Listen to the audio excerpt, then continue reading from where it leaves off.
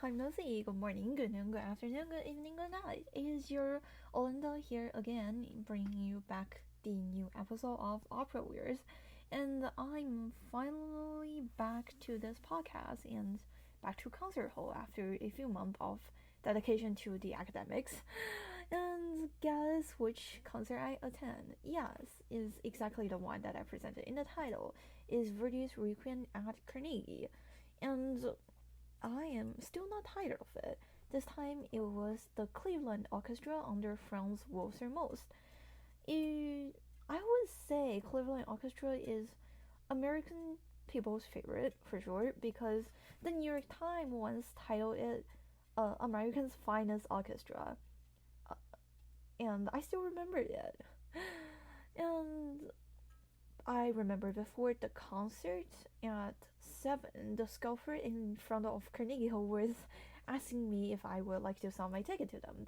Their asking price is, well, surprisingly $300. That kind of just tells you how much people love it. I would like to say that Verdi's Requiem is one of those work where people who are uh, remotely interested in classical music slash opera eventually ends up with, or at least have some ideas about. So Verdi's Requiem premiered in 1874, and it was originally intended to commemorate the poet Manzoni, but eventually ended up being Verdi's like most famous pieces, I would like to say. And if that sounds dramatic, is kind of there's weeping, wailing, and massive chorals of sound, and a lot of soprano high beats that sound like a direct message to the divine and the sacred world. And of course, is operatic and scary, and is low-key kind of addictive.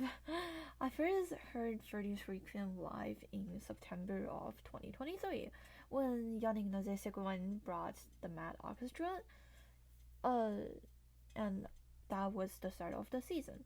And I went to it twice back to back, and that experience was kind of shocking. And it was actually my first time hearing Verdi's Requiem as a whole, and it was very bombastic. And I liked the piece a lot, but that performance sounded very Yannick, which means that there's a lot of stretched phrases and something that is very intensely vibrato, and if you know, you know.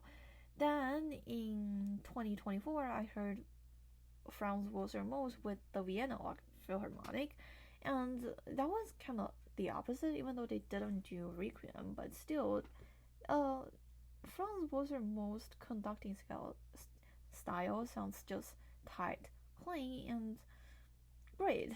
And that was the first time I started noticing the conductor and how much I was amazed by him. And which brings us to now, January 2026. I mean, last month. Franz Walter Most is back to the Carnegie Hall with the Cleveland Orchestra, and this one might be the best I've ever heard this piece, even with it is some single faults. And I guess I must start the review with the probably most famous part of this entire composition, which is Dies Irae. Let's hear it from Yannick Nazé-Séguin.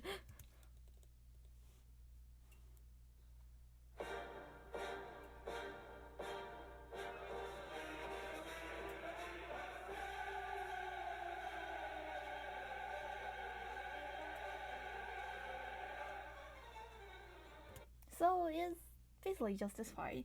And under Franz Walter Most, the Dies Irae doesn't just sound like some random drop like the thunder, but instead it kind of slides through the air like a gallanting. And I've previously heard versions where it's all bomb and no shape, but here it was terrifying, but also articulative, and the percussion wasn't just loud, but in a really smart way because the big drum hits weren't just flaps, but there were sentences, and they they do mean something and bring me back to the time period. And there are the flashback techniques, since this era reappears multiple times throughout the Requiem, and I would like to say it's kind of the central motif of the entire piece. And Franz Most made sure that each repetition brought something new, and is more urgency and more bite. And by the last time, it really did feel like we were getting dragged into the underworld, and it was dangerously sweating. Cleveland under Franz Most is honestly what people wish Berlin and Vienna Philharmonic still sounds like, because there's this sense of elegancy and transparency to their sound that is almost unreal. It's nothing muddy, but even the thickest moment of Tiva Mirum and or Sanctus, the strings have this old school German style of clarity, and they never blur into each other, but instead of blending into each other. And the pacing was perfect. The entire performance came in at about 76 minutes. I wish it could be 6-7 so I can make the bad joke. And that's kind of fast, but it didn't feel rushed. And actually, the speed helped to bring out the Requiem's natural theatricity. When the conductor slows everything down, it can feel too reverent, like museum glass. But here, everything moved, and you feel the theme, which are the fire, the fear, and the futility, and is the judgment day that actually judged. And one concern that I have before the concert with Franz Most uh, physical condition, since we know he has been diagnosed with cancer, and he was unfortunately on leave for a certain amount of time. But however, he stands still for the entire 2 days and bring us these two amazing performances, and I really appreciate that. And so let's talk about the singers. Let's start with Asmik Gregorian, and it was actually my second time hearing her live. Last season, I had her in Madame Butterfly, which was her Met debut, and I remember I praised her. And this season, she will be playing Tatiana in Eugene Onegin, and looking forward for that. Her voice has this silvery edge that cuts right through the orchestra, but she is also emotionally present. I guess that's good for her, and she doesn't just sing La Brame, but she prays to both the orchestra and the audience. She came in with the sound that was immediately different from what we usually heard in the piece. There was no forcing and no attempt to sound religious, and there's no fake nobility, and the voice was centered, focused, and incredibly free, and her onset was clean without being hard. And I especially like her breath management, since it was calm and to the point of being almost unsettling. And she blended into the orchestra in a really nice way and wasn't chasing the orchestra. And what also stood out to me was how she paced herself across the whole composition. And early on, she sounded restrained, and some people might even call it cautious, but it was very clearly intentional. She wasn't giving you anything in the opening movement, but saving the core of her voice for La Brame, and that was kind of paid off. And in La Brame, her singing turned inward, and the pianissimo were actually supported, and the middle register stayed present even in the softest phrase, and on top opened without any desperation. And the emotional effect wasn't hysteria, and it was vulnerability. It felt like someone genuinely afraid instead of someone acting afraid. And that last plea didn't feel like an operatic ending that you would be expecting other of Verdi's work, but instead of unfinished, unresolved. And I really like her. Even though there are some sound that was thick, and at times the projection wasn't cutting through the full Cleveland 2D. But honestly, I really like her, and yeah. And the mezzo soprano, in many ways, was the most stable performance among the four. Her sound was grounded, warm, and reliable. She didn't have a lot of coloristic extremes, but she had something arguably the most important in this piece, which is consistency. And I have a hard time pronouncing this word, recorder. uh, the mezzo soprano Denise Wuzhen had this legato that was both smooth and unbroken that cannot blend in with Asmic. It was genuinely really beautiful, and neither of the singers tried to dominate, and they listened to each other.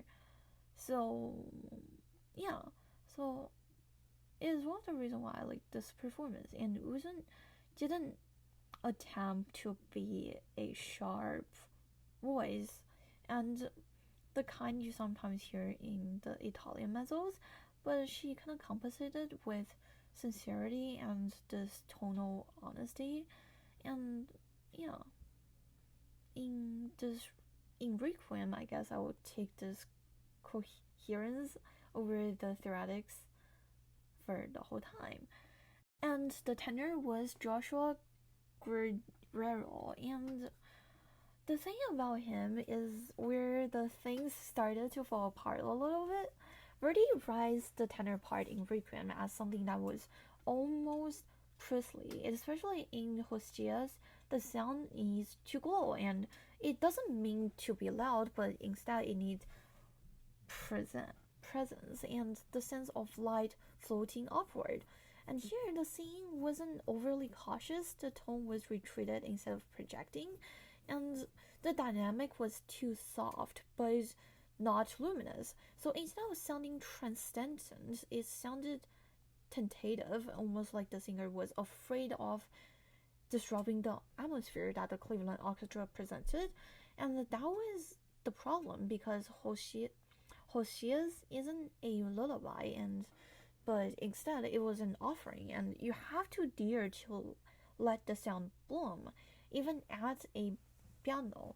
What we got instead was something close to murmuring, and it was a good intention, but lacking the authority that the piece intended.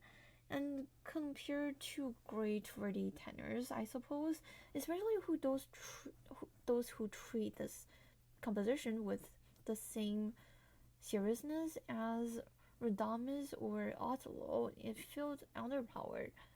And lastly, we have the bass. Terence Nazmi. I could say that the bass was serviceable, but missing the weight. So in Confutages, I think I would like to prefer if feel the floor tilt. I want something that is maintenance, not loudness, but gravity. And the low register should feel like a door closing behind you.